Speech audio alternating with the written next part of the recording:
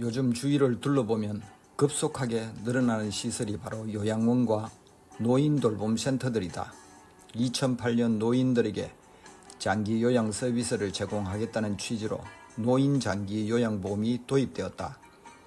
이 제도는 노인 요양시설 이용을 제도적, 경제적으로 가능한 보편적 선택지로 만들었고, 그 결과 요양시설 수와 입소 노인 수가 급격히 늘어나기 시작했다.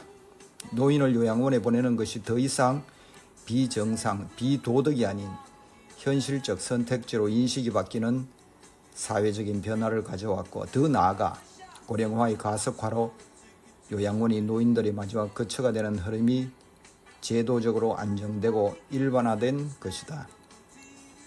특히 만성질환, 치매, 거동불편 등으로 돌봄이 일상화된 노인들에게 요양시설은 가족 대신 돌봄을 제공하는 마지막 거처가 되었고, 노후의 요양원이나 병원에서 긴 시간 고생만 하고 생을 마감하는 분들을 어렵지 않게 보게 된다. 오죽하면 일단 요양원에 들어가면 죽어야 나올 수 있다라고 했을까? 요양원에 들어가는 것은 감옥과도 같고 결국은 무기징역을 선고받는 것과 같다고 표현하기도 한다. 나도 나이가 들어가다 보니 남의 일 같지도 않거니와 진심으로 걱정된다.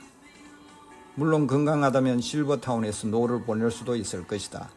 하지만 공급도 부족하지만 비용 등 여러 가지 이유로 실제 이용률도 낮다고 한다. 25년 최근 기사 기준으로 국내 65세 이상 인구 대비 실버타운 주거복지시설 이용률은 약 0.09%에 불과하다고 한다. 결국 수요는 급증하지만 공급은 부족하고 비용 부담과 제도적 한계로 인해 실제 실버타운은 아직 소수의 선택지에 그치고 있는 실정이다. 우리는 언젠가는 혼자가 되는 순간이 올 것이다. 누구나 맞이하는 죽음 앞에서 어떻게 죽어야 잘 죽을 수 있을까를 생각하게 된다. 우리보다 고령화가 앞선 일본에서도 노인 1인 가구 증가와 함께 셀프 돌봄 소비가 확산되고 있다고 한다. 우리나라의 경우 70대 이상에서 배우자의 사망으로 혼자 살고 있는 노인 비중이 무려 73.7%이고 독거노인 비율은 24년 22.1%로 2000년 이후 지속적으로 증가하고 있다. 안타깝게도 특히 고독사는 4천여 명에 육박했다고 한다. 건강한 몸과 마음으로 요양원이 아닌 내 집에서 나 스스로를 돌보며 행복하게 살다가 죽을 수 있다면 그보다 더 좋을 수는 없을 것 같다. 난 이런 심정으로 신체적 건강과 정신적 건강을 위해 집에서 고정적인 탈출을 한다. 퇴직하고 집에서 늘부러져 쉬고 싶지만 애써 나간다. 나중에 자식들에게 짐도 되기 싫거니와 홀로 서기를 위한 준비로서 팔다리는 물론 두뇌도 끊임없이 사용할 생각이다.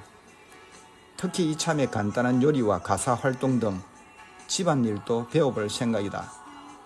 세계보건기구 연구에 따르면 하루 대부분을 집안에서 보내는 사람은 심장병, 당뇨, 치매 위험이 훨씬 높다고 한다.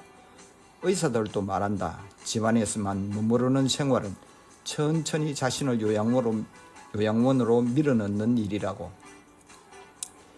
집에 오래 머무르는 것, 결국 움직이지 않는 자신을 스스로 가두는 일이다. 몸은 점점 약해지고 생각은 느려지고 삶의 에너지는 조금씩 사라진다. 그렇게 지내다 보면 어느 날 혼자서 일어나기도 힘들어지는 순간이 찾아올 것이다. 그때 비로소 내가 이미 요양원 문 앞에 와 있구나 라고 깨닫게 될 것은 자명하다. 인생 말년에 요양원이라는 감옥에서 무기징역을 받지 않기 위해서는 편안함에서 탈출해야 한다. 오늘 한 걸음의 내디듬이 죽음의 자유를 만들어줄 것이기 때문이다.